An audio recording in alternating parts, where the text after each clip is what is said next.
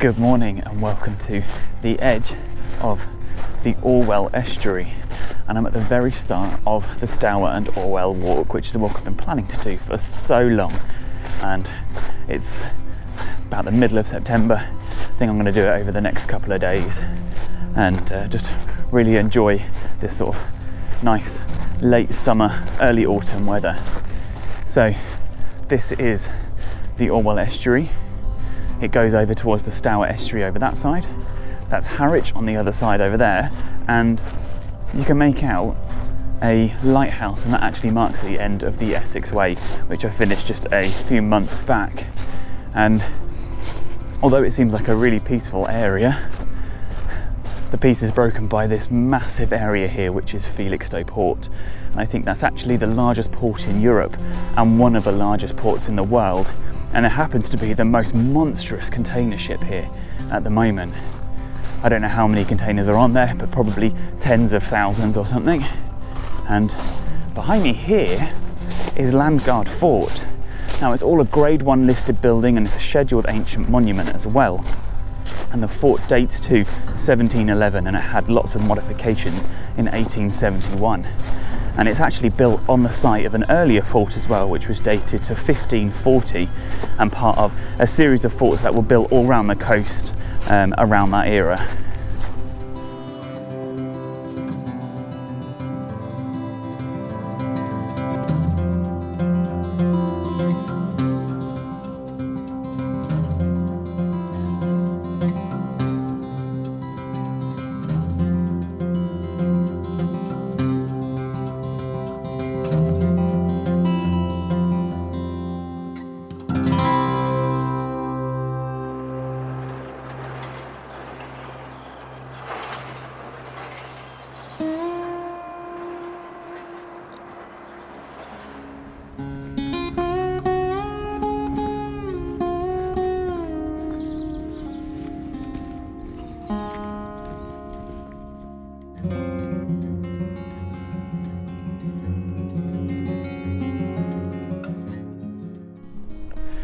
So the Stour and Orwell Walk is a 40-mile long waymarked trail that begins here at Landguard on the edge of Felixstowe and ends at Cattawade, right at the edge of the Stour Estuary, and it follows the Orwell Estuary up into Ipswich, down to the Shotley Peninsula, and then across the River Stour over to Cattawade.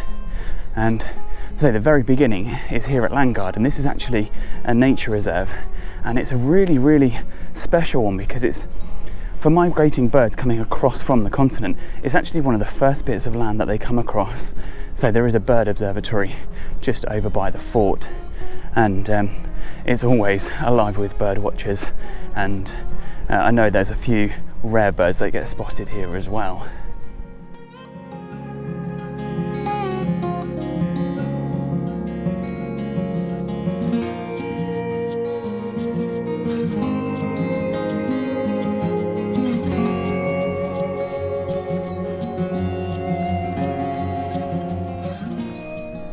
Just as you enter Felixstowe, you can't help but notice this massive Martello Tower. It's actually a Grade 2 listed building and dates to about 1810, and one of dozens of Martello Towers that line the Suffolk and Essex coast to protect from the French Revolutionary Wars and any invasions from the continent.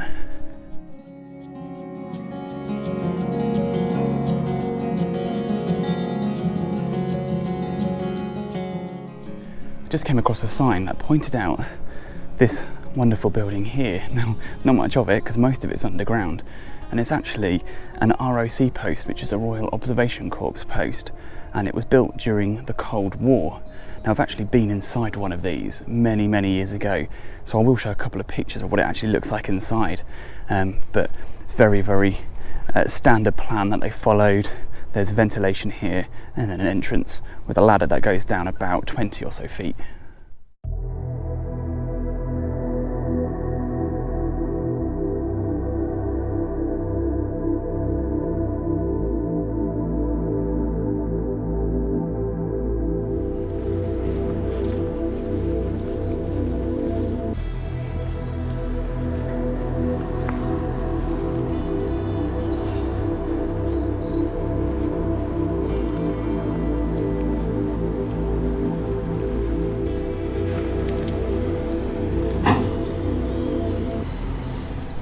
So the last mile or so has just been almost a continuous straight road right through loads and loads of industrial units. It's really uninspiring, really noisy, loads of lorries going past.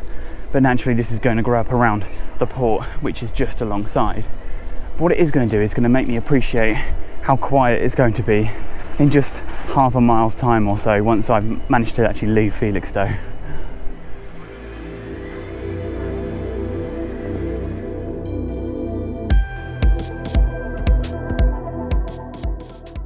So just a moment or so after passing through all of these industrial estates, I've just arrived at the bridleway that crosses the railway line, and the gate is locked at the moment.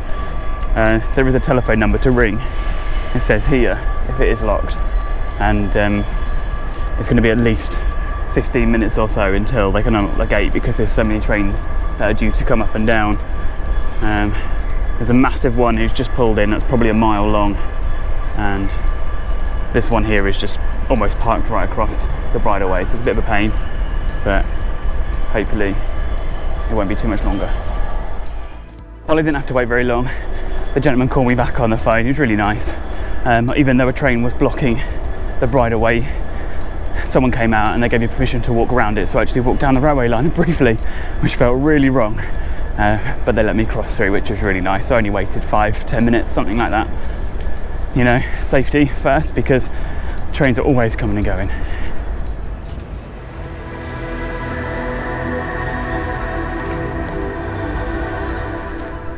So I've just arrived at a little point on the Stour and Orwell Walk called Fagbury Cliff, and okay, it might have been a cliff at some point. It was a bit of a steep drop. The view isn't out to sea though, it's out to the containers and all of the dock. It's nice that they put a bench here, but the view isn't inspiring for me.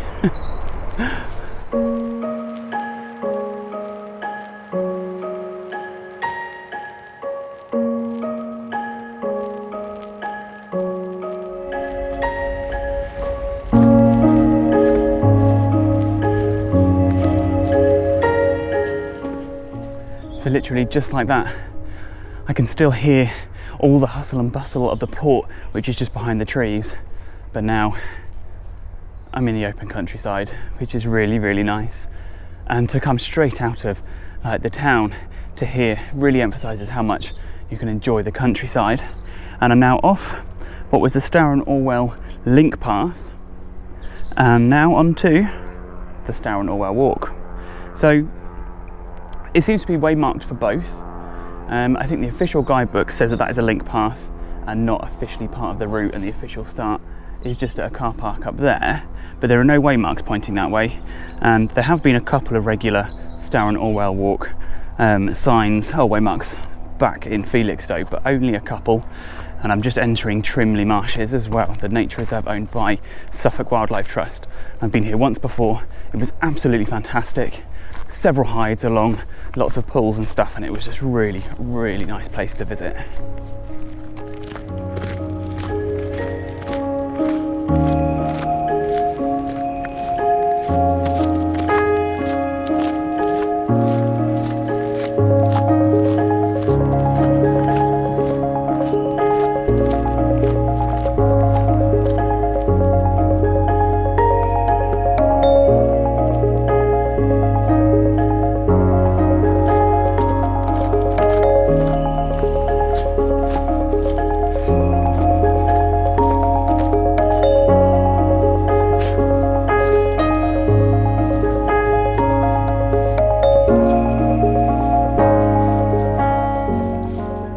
So I've just arrived at the lovely Suffolk Wildlife Trust reserve called Trimley Marshes, and it borders this massive section of estuary. When the tide is out, like it is now, is full of wading birds. I can see oyster catchers over there, I can see red shank down here, and I had one last surprise, which was this massive container ship. Look at the size of it, probably 20,000 or more containers on it. It's enormous. But the main visitor centre for the reserve is just down there. There's a hide which overlooks a large lake that way, and then several hides all along this track, which overlook some scrapes. And from where I'm standing at the moment, they actually look quite empty, but there's still plenty of wildlife to see on this side, so I'm going to keep up on the bank for a little bit. Just to say, on the other side of the estuary, you've got Harwich way over at the back over there, and this large area here is actually the Shotley Peninsula. And what I thought was a water tower, I checked the map, it's actually a Martello tower. You can see right up on a little hilltop over there, which was exactly the same as the one that I've seen back at Felixstowe. So they're all built to the same specification and same purpose, so it would have just defended the entire estuary and the bay hundreds and hundreds of years ago.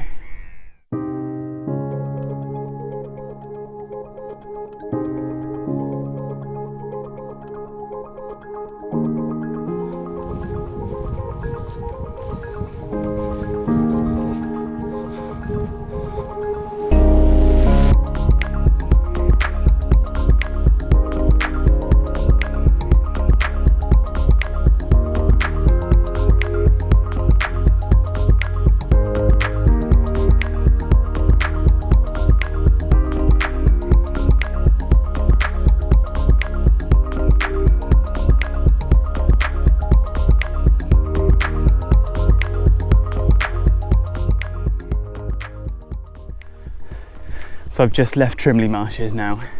That's the sea wall you can see along there leading over to the great big ship. I don't know what else to call it. And there's a new area here on the left, and you can see the old sea wall as it went across there, and then at some point in recent years they've removed a section of the sea wall to allow it to reflood, and now there is just acres and acres of salt marsh here. That's all tidal alongside the estuary, and the aim of that is just to bring in more rare wildlife and support the current wildlife that are here as well. See, most of the ground alongside the estuary is just open grazing marsh, which isn't that great for wading birds, whereas this salt marsh is absolutely fantastic for them.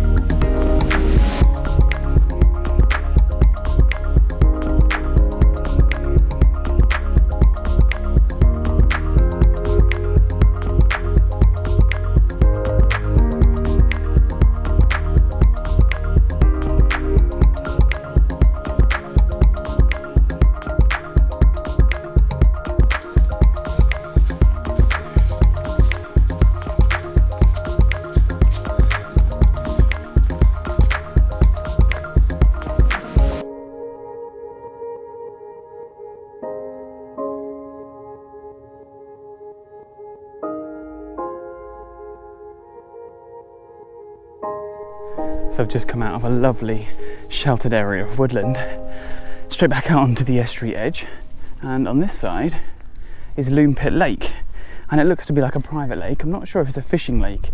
I can see several jetties and stuff all around with a big private sign up as well, but the path itself actually goes right between the estuary and the lake. It's almost on like a little causeway round and down towards the marina just over there.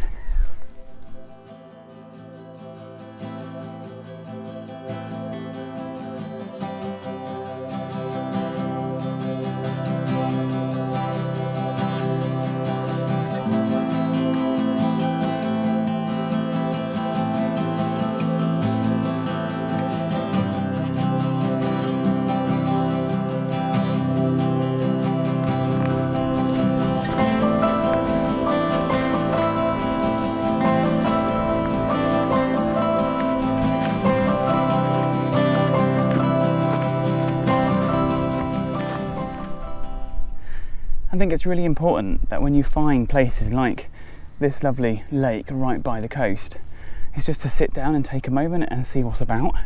And I've already seen some little grebes diving and 2 kingfishers, and I reckon that most people who walk past here will just notice the swans, and they're about to fly right over the top of me, look.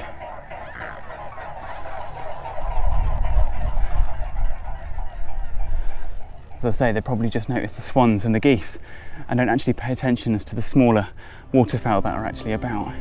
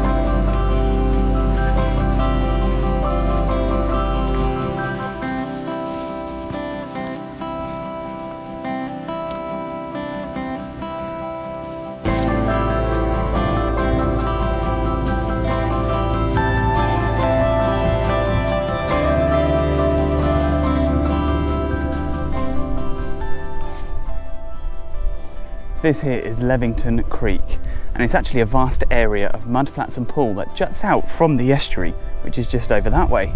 And it was actually created in 1953 during those notorious floods, where a massive tidal surge came up the estuary and then flooded this whole area, almost as far as the village, which is just up behind those trees over there. And then in 1980, with the help of Suffolk Wildlife Trust, they actually turned the area into a nature reserve, and it's one of the best areas now to spot wildlife along the whole estuary.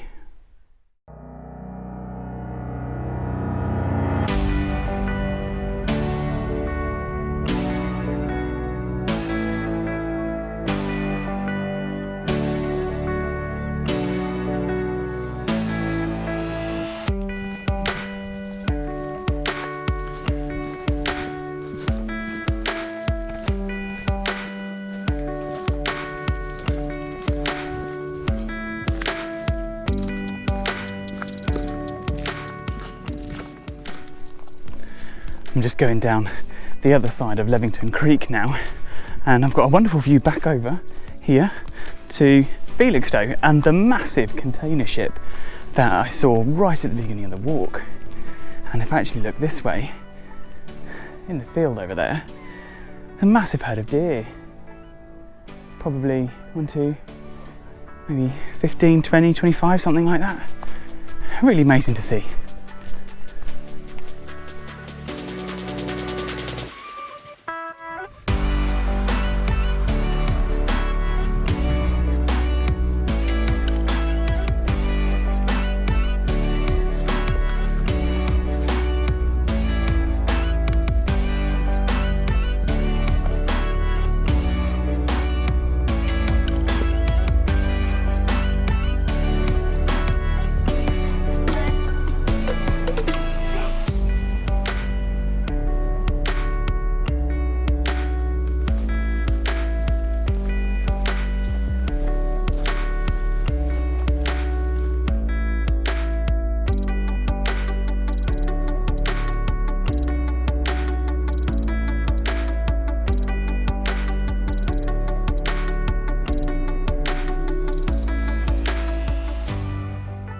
So I've just entered the tiny village of Nacton, and behind me up there is Orwell Park School, which is a Grade 2 listed country house that actually dates to 1770 and it's now an independent school. But I'm actually going to be ending my first part of the Stour and Orwell Walk just up ahead in the village centre. The reason why is because just by the main road there is a really good bus link into Ipswich and Felixstowe, so you can go to either of those destinations for an overnight stay and then return the following morning.